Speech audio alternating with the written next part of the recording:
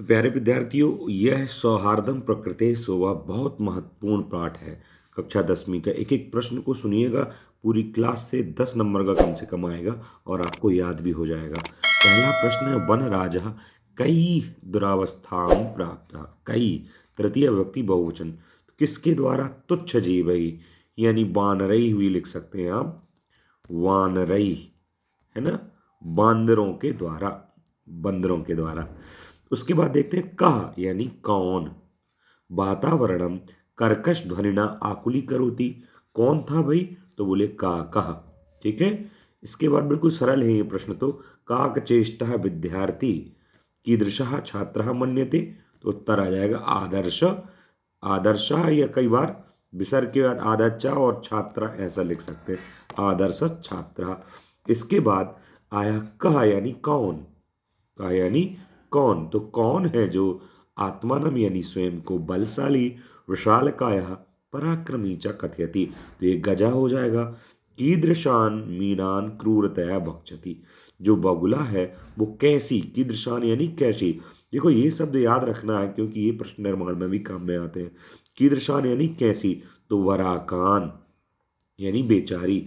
अगला प्रश्न जहां आपको बड़े प्रश्न दिए गए हैं, निसंशयम कह कृतांता। कृतांता यानी यमराज। तो यमराज कह यानी कौन माना जाता है। ठीक है ना। तो इसमें आपको एक तरह से यमराज की परिभाषा टाइप से यहाँ आ गई। कौन माना जाता है यमराज? तो आपको लिखना है, पहले तो इसका आंसर दिमाग में रख लो, सिंह। पर यहाँ पर केवल सिंह आंसर नहीं है, लंबा आंसर है। निसंशयम यह यानी जो, सदा यानी हमेशा, परई वित्रस्तान पीड़मानन।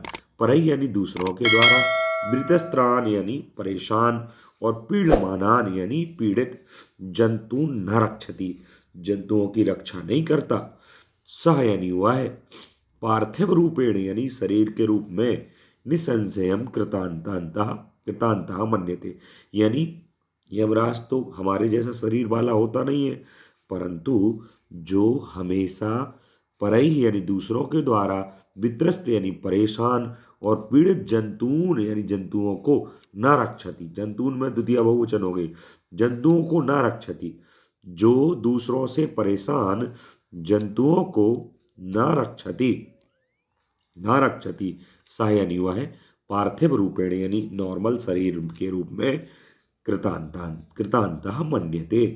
अगला प्रश्न है जहां पर आपको वकः वन्य जंतु नाम रक्षोपायान कथम चिंतयितुम कथयति। जो बगुला है वो वन्य जंतु नाम रक्षोपायान, वन्य जंतुओं की रक्षा के उपाय को, कथम यानी कैसे, चिंतयितुम कथयति कैसे सोचने के लिए कहता है भाई।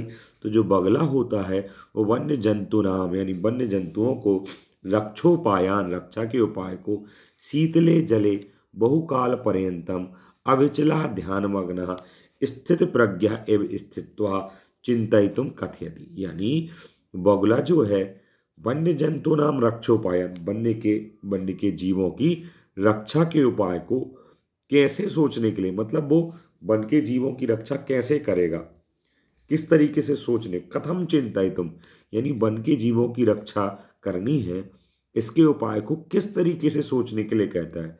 तो वो कहता है कि मैं ऐसे सोचूंगा, कैसे?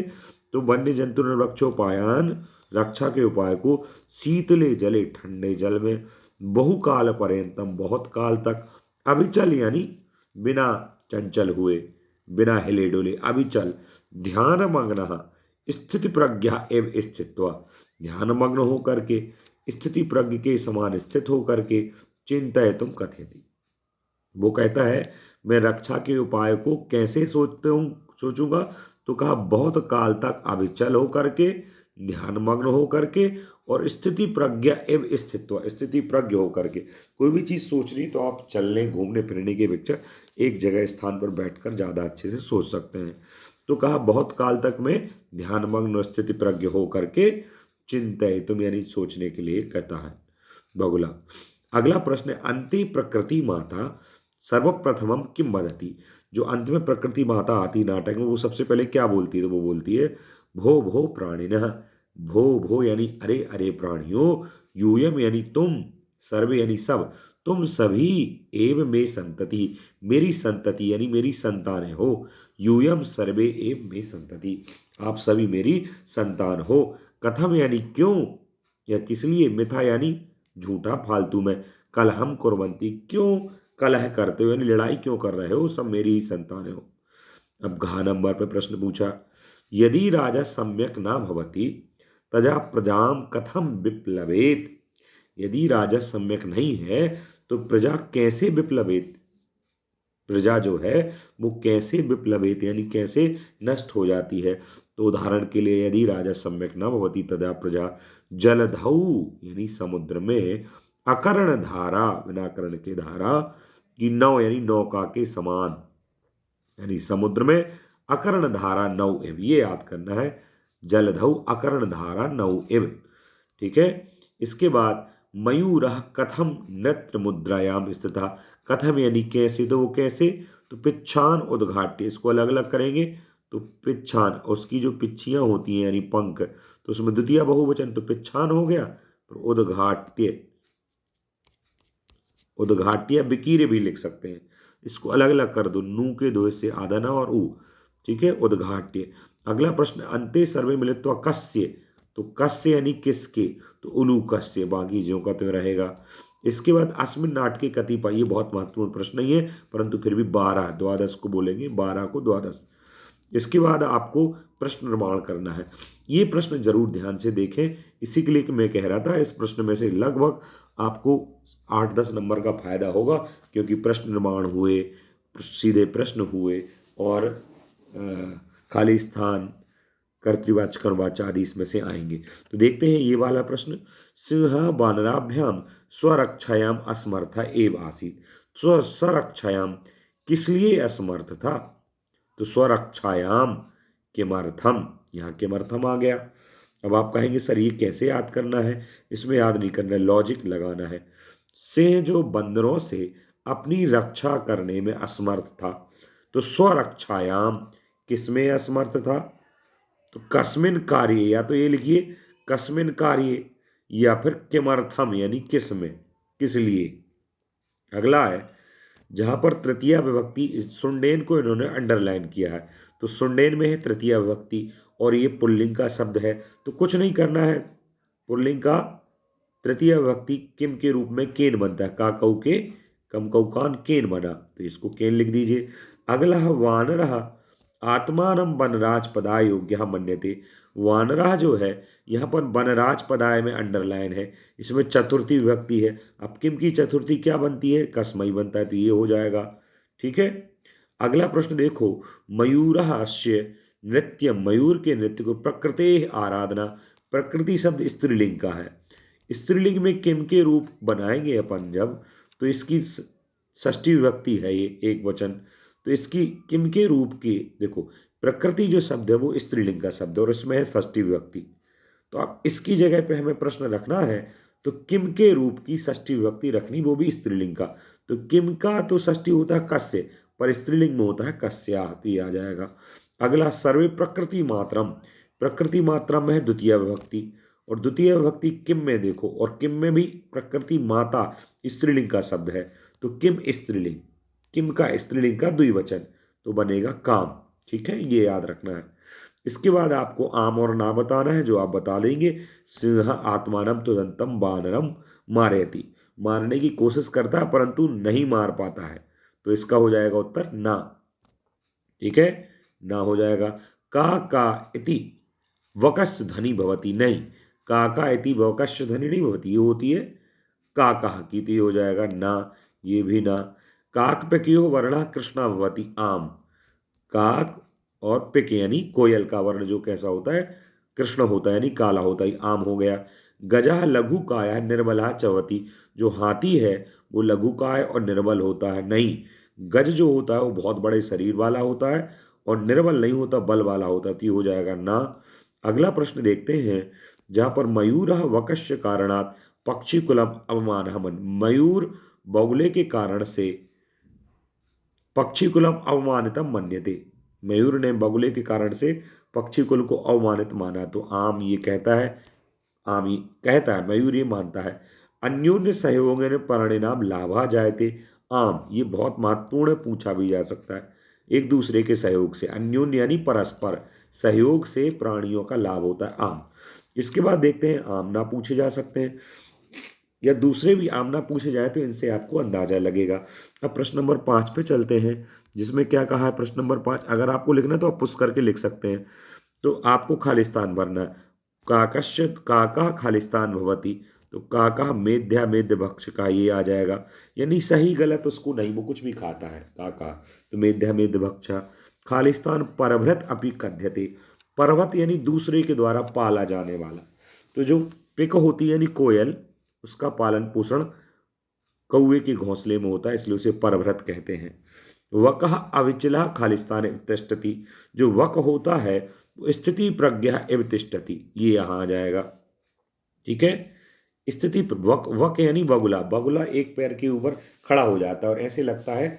स्थिति प्रज्ञ एक विशेषण है ध्यान लगाने वालों का, जो बिल्कुल अपने आप में मग्न रहते हैं, जिसको अच्छा हो तो भी प्रसन्न नहीं और दुखी हो, गलत हो जाए तो दुखी नहीं होते। तो जो बगुला होता है वो भी एक पैर केवल ऐसा खड़ा हो जाता है जैसे वो ध्यान लगाए हो। तो इसके लिए उसकी विशेषता बताई कि वो अविचल है, सॉरी स्थिति प्रज्ञ है, ध्यान की एक अवस्था टाइप से। वैसे अब स्थिति प्रज्ञ मतलब ध्यान की अवस्था नहीं है, ऐसी एक अवस्था है जहाँ पर ज्ञान काम करता है, ठीक है ना, प्रज्ञा स्थिर होती है। तो बगुला भी एक पैर केवल स्थिर टाइप से हो जाता है।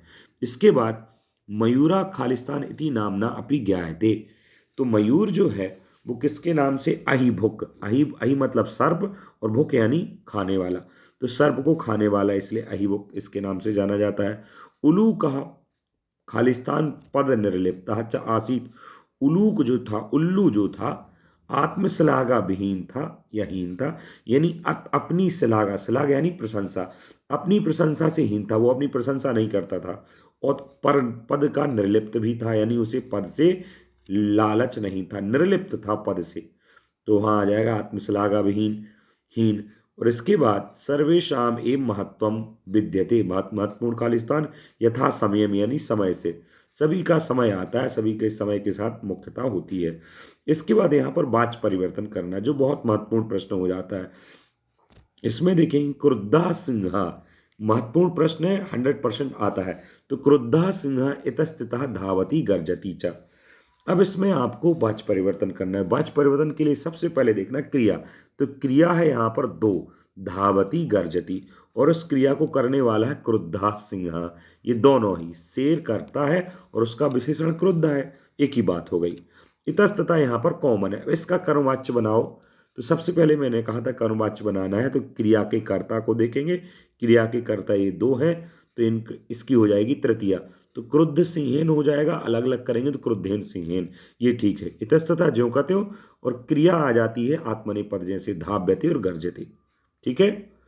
अब इसको हम देखते हैं नीचे वाले को, त्वया सत्यम कथितम, यहाँ पर जो कथितम क्रिया है ये सामान्य नहीं है, ये किस बात में किता प्रत्यय लगा हुआ है, और इसका जो कर्ता है, कथितम का जो कर्ता है वो कैसा है, तृतीया विभक्ति में, त्वम का है त्वया, इसका मतलब एक कर्मवाच्य में, क्योंकि क्रिया का जो करता है वो तृतीय विभक्ति में, तो ये प्रथमा विभक्ति में आएगा, तो त्वया का हो जाएगा त्वम। और जब कथितम अर्थात किता प्रत्यय की क्रिया हो और उसे कर्तृवाच्य बनाते हैं तो वो कितवतु प्रत्यय की क्रिया बन जाती है। तो कथितम का हो गया कथितवान और त्वया का हो गया त्वम, और सत्यम ज्यों का त्यों। समझने लायक बात क्या है इसमें कि क्रिया का कर्ता अगर तृतीया में है तो उसे प्रथमा में करो, और जो क्रिया है अगर वह किता प्रत्यय वाली है तो उसे कितवतु प्रत्यय वाली कर दो। एक तो ये तरीका हो गया, या फिर सामान्य क्रिया है तो उसे आत्मनेपद की क्रिया बनाओ और बीच में यकार आ जाता है, यकार यानी या। अब इसको देखते हैं, अगर कठिन लग रहा है, सिंहा सर्व जंतून पृच्छति। अब देखो क्रिया है पृच्छति और उसका कर्ता है सिंहा, तो ये तो क्लियर हो गया कि जो कर्ता है वो प्रथम विभक्ति में, इसलिए तृतीय विभक्ति में जाएगा, और पृच्छति आत्मनेपद के जैसे आएगी और या भी आ जाएगा, और जो कर्म है वो प्रथमा विभक्ति में हो जाएगा, ठीक है। सिंपल सी बात है, कर्ता अगर तृतीया में है तो प्रथमा में आएगा और प्रथमा में है तो तृतीया में आएगा। कर्तृवाच्य से कर्मवाच्य बनाना है तो कर्ता जो है वो तृतीया में आएगा। तो सिंह का हो गया सिंहेन। अब सर्वजंतून यहाँ पर कर्म है जो है द्वितीय विभक्ति में, और इससे यहाँ हो जाएगा प्रथम विभक्ति में सर्वजंतुवा, प्रथम विभक्ति बहुवचन। और प्रच्छति का हो जाएगा प्रच्छन्ते, या आ गया ये, और ठीक है ना, प्रच्छन्ते, इसी के अनुसार क्रिया आएगी। प्रच्छति तो प्रच्छते नहीं आया, प्रच्छन्ते आया। क्यों आया? क्योंकि ये हम कर्मवाच्य बना रहे हैं, और कर्मवाच्य में जो क्रिया आती है वो आती है कर्म के अनुसार, और कर्म है यहाँ पर सर्वजंतून का बहुवचन सर्वजंतुः यहाँ आया, इसलिए क्रिया प्रच्छन्ते आई, ना कि प्रच्छते आई। आप लोग सोच रहे होंगे प्रच्छते आनी चाहिए, इसके अनुसार आएगी क्रिया, ये बहुवचन में इसलिए क्रिया भी बहुवचन में आई। इसके बाद इसको देख लेते हैं, एक एक करके देख रहे हैं, सरल बन जाएगा। का कहा पिकस्य संततिम पालयति। अब यहाँ पर जो पालयति का कर्ता कौन है? काका, इसमें है प्रथम विभक्ति। जब इसका कर्मवाच्य बनाएंगे तो काका हो जाएगा काकेन। काकेन पिकस्य संततिम का हो जाएगा पिकस्य संतति, पालयति का हो जाएगा पाल्यते। ये कैसे करते हैं? मूल धातु लिखी, या को बुलाया और आत्मनेपद के जैसे रूप चला दिए। अगला प्रश्न है मयूरः विधात्रा एव पक्षीराजा वनराजा कृतः। अब ये लंबा वाक्य है जहाँ पर आप परेशान हो सकते हो, जबकि बिल्कुल परेशान होने जैसी बात नहीं है। क्रिया देखो क्या है, कृता, किता प्रत्यय वाली क्रिया है, इसका मतलब ये कर्मवाच्य है।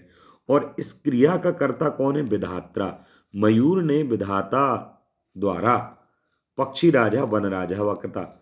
मयूर विधाता के द्वारा पक्षीराज और वनराज किया गया है, ये लाइन है। अब ये क्रिया है कृता यानी कर्मवाच्य, इसे कर्तृवाच्य बनाना है।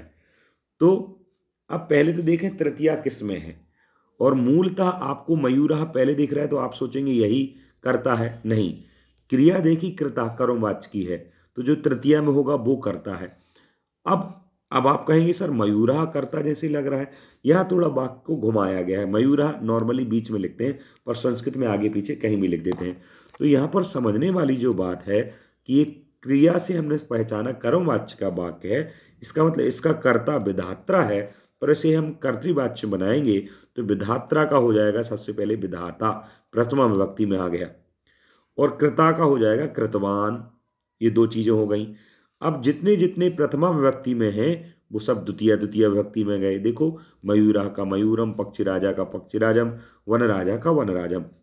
क्या जादू है? कुछ भी जादू नहीं है। क्रिया देखी कर्मवाच्य की कृता, किता प्रत्यय लगा है तो समझ जाइए कर्मवाच्य है, और इसका कर्ता होगा तो वो तृतीय विभक्ति में होगा, ये भी क्लियर हो गया। दो चीजें क्लियर हो गई। अब क्रिया देखी कि कर्मवाच्य का है तो इसे हम कर्तृवाच्य बनाएंगे, तो कर्तृवाच्य में जो इसका कर्ता है उसको प्रथमा में लाए, तो विधात्रा का हो गया विधाता, और फिर क्या किया, जो प्रथमा विभक्ति में उन्हें द्वितीय में डाल दिया। सिंपल हो गया। और डिटेल में समझने के लिए आप कमेंट जरूर करें, क्योंकि लंबा वीडियो हो जाएगा। इसके बाद देखते हैं सर्वै खगै कोपि खगः एव वनराजः कर्तुमिष्यते। सभी खगों, सर्वै खगै कोपि खगः एव वनराजः कर्तुमिष्यते। अब यहाँ पर कर्तुम धन इष्यते अलग अलग करेंगे। कर्तुम इष्यते, इष्यते इसका मतलब ये भी कर्मवाच्य है, और सर्वै खगै ये भी तृतीय बहुवचन है, तो सर्वे खगा हो जाएगा। और यहाँ पर प्रथम विभक्ति जहाँ जहाँ उसमें द्वितीय आ जाएगी, तो कम अपि, कोपी का हो जाएगा कम अपि खगम वनराजम कर्तुम इच्छन्ति, है ना, खगाह के कारण से इच्छन्ति आया। सर्वे मिलित्वा प्रकृति सौंदर्याय प्रयत्नम कुर्वन्तु, यहाँ पर इसमें कुर्वन्तु क्रिया है, इसका बहुवचन कर्मवाच्य बनाएंगे तो क्रियताम, और सर्वे मिलित्वा का हो जाएगा सर्वै मिलित्वा। प्रकृति सौंदर्याय कुछ भी नहीं करना है, प्रयत्नम का प्रयत्न हो जाएगा, क्रियताम यानी करना चाहिए, सेवताम के जैसे रूप चलेंगे। इसके बाद देखेंगे समास विग्रह। तुच्छ जीवई का तुच्छई जीवई, ये मिसप्रिंट है, तुच्छई जीवई यहाँ से आएगा आई की मात्रा। वृक्षोपरि वृक्षस्योपरि, पक्षिणाम सम्राट पक्षी सम्राट, और नीचे स्थिति प्रज्ञा यस्य सा स्थिति प्रज्ञः, अपूर्वम नापूर्वम, व्याघ्र चित्रकौ व्याघ्रः चित्रकः च। इसके बाद